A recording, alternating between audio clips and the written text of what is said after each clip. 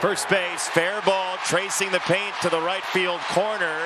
Colas has a shot at him. Oscar's throw is not in time. He just missed him at second base. This is another rocket of a throw, and now... Oh, boy. Now oh, my goodness. Here come the benches. Off we go. It started with Anderson and Ramírez. Swings being taken. Kopech had to hold him back, and everybody's spilling out here in Cleveland.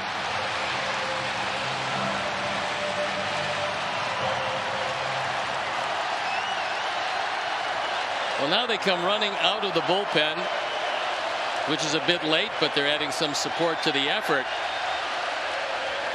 And that was one of the few that you actually saw coming to blows. You don't see that too often. And Timmy is still hot about this. Andrew Vaughn is doing a great job of making sure that Tim Anderson cannot go where he wants to go right now. I think Darryl needs to really help him here because Tim is a really strong guy and Andrew is having some problems holding him back.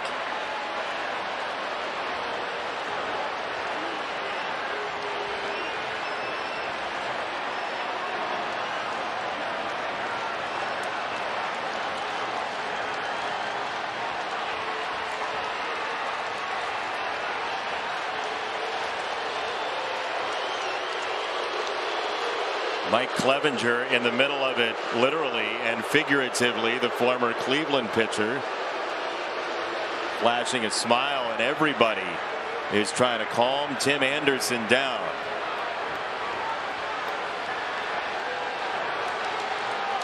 Well, Tim still doesn't want to go, but you can believe he's been ejected from this one.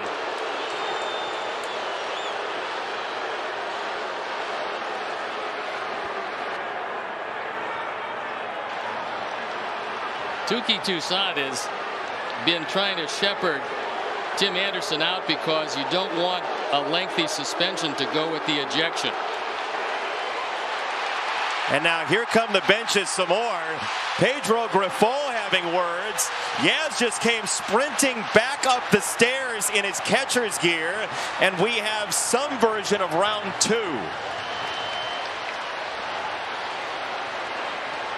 Eddie Rodriguez is in there with DeMarlo Hale, who seems to want a piece of Pedro. Evidently.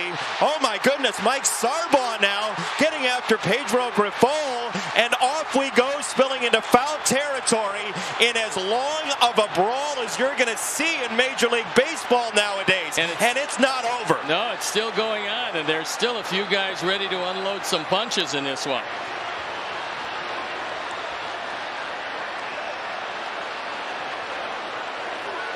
My goodness. And Eloy is pretty much saying, can't we all get along? Michael Kopech, Cleveland, and the Sox face to face, all up and down the roster and staff page of the website. Well, no, my goodness, Tim Anderson is out of the dugout again, and Andrew Vaughn is having to restrain him back to the dugout.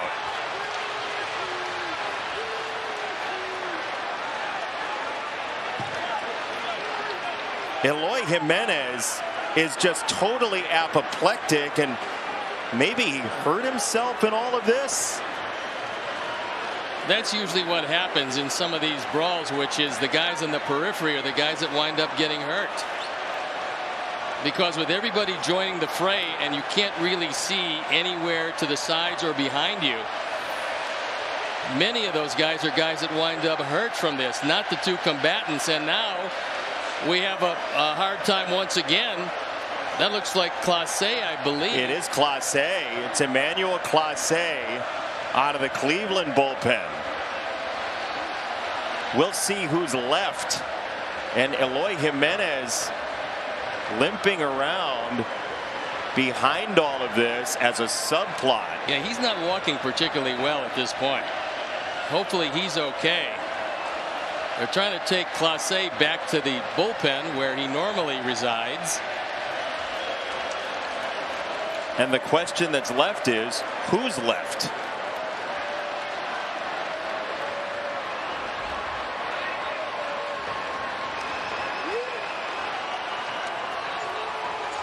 My goodness gracious. Well, I'm kind of wondering how Ramírez stays in this game, because he was one of the combatants of this. He was part of the fight at second base. Yep, and he's standing at second base.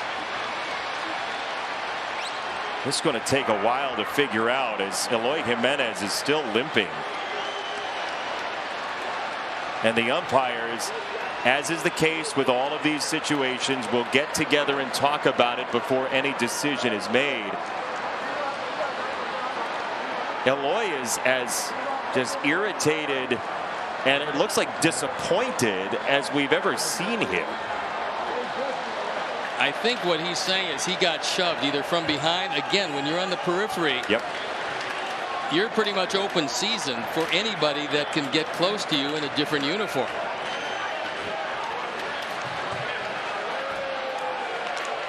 Perfect time for everybody to use the same tunnel. Yeah. Looks like Yoan Moncada is warming up. I would imagine that would move Remillard to second, Andrews to short. Yeah, that would be the rotation, assuming that all of those people are still here after the umpire meeting. That's a great point, Steve. We'll see who's left in this game after Tim Anderson and Jose Ramírez got into it. Well, and Pedro is talking to Michael, and justifiably so, because Michael was in the middle of this, and then you wonder with that surge of adrenaline, can you go back out there and pitch again? And I think that's one of the things that Pedro was talking to him about, is how are you feeling? Can you go any further? Should I get somebody up in the bullpen?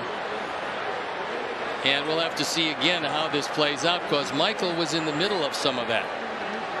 And this is a long break. Yeah. It's not a break for anybody. Everybody's eyes were trained to the field, but there's a lot of writing going down in this four-man umpire crew. Wow. That was quite the adventure between the Sox and Guardians. Whew. Yeah, this was one of the bigger ones you'll see.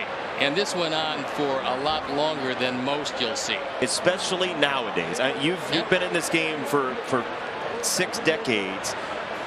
We used to see more of this.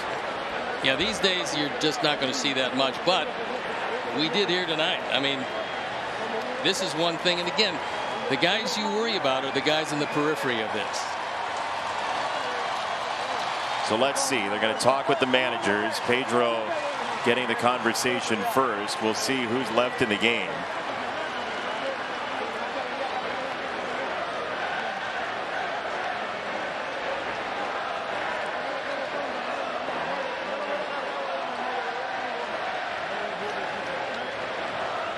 There's been some frustration with Mark Wegner and his strike zone today. Yeah, but probably that goes away in all of this. I mean, you had the frustration certainly, but I think Pedro is trying to fight for a couple of his guys staying in the ball game that they might be talking about. You know what? He's got to go. He's got to go. And Pedro's saying, wait a second.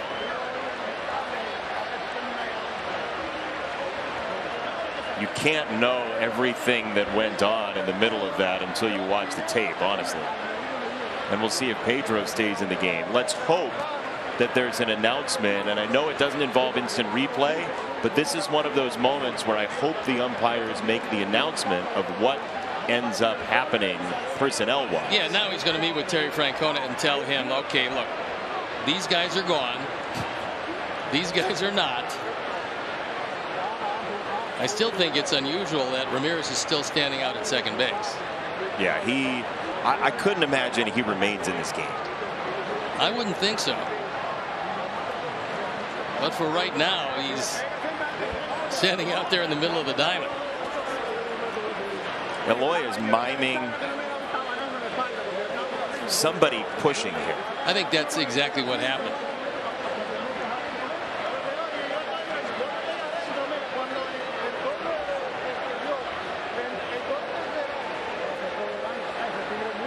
I think he's asking if anybody saw who it was who came from behind and pushed him.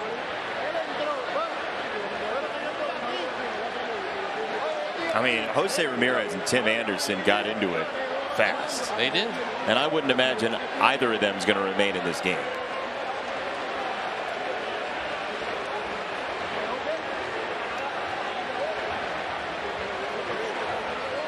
So the conversation with Terry Francona is over. Here's how this started on the throw to second base. Ramírez went in between the legs of Tim Anderson, and Ramírez says, "Get out of the way." Well, then Ramírez points his finger in his face, and that kind of started things.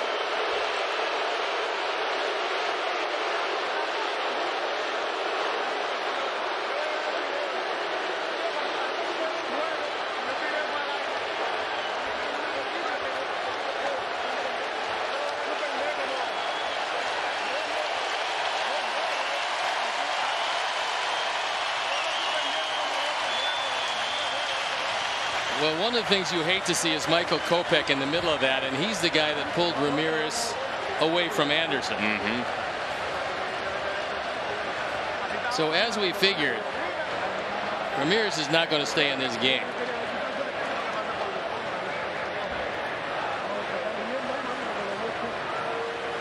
Now Michael's going to need some time to loosen up because he apparently is going to stay in the game. A sold-out chorus of boos. This erupted a few times.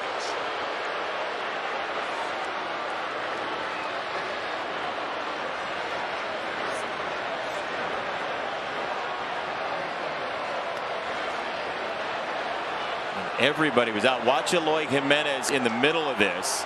Looked like somebody stepped on him.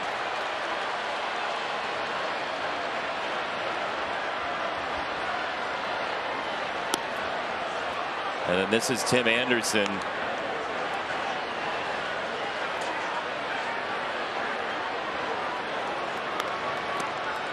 Hope Tim's okay. Ramírez got him pretty good. He appeared to be. And now Tim decides he's going to come back out.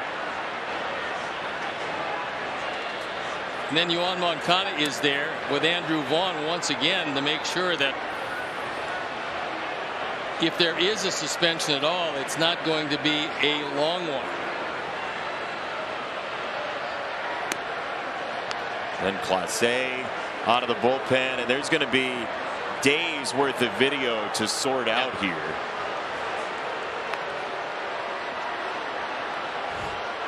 You know, Kopech's at 94 pitches.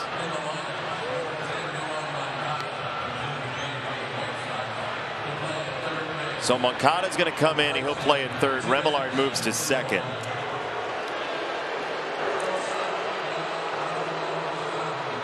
Elvis moves to shortstop. And this is where they really have to watch Michael closely. And here is a debut for Jose Tena. Watching Michael closely. Yeah, you have to watch him closely because, again, right in the middle of that adrenaline surge you get when you're in the middle of a brawl like that, sometimes it's very difficult to pitch over.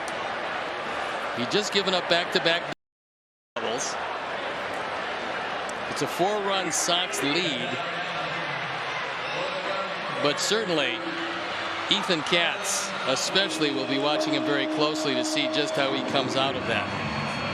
And it's sort of a macabre twist to all this. Oscar Gonzalez walks up to SpongeBob SquarePants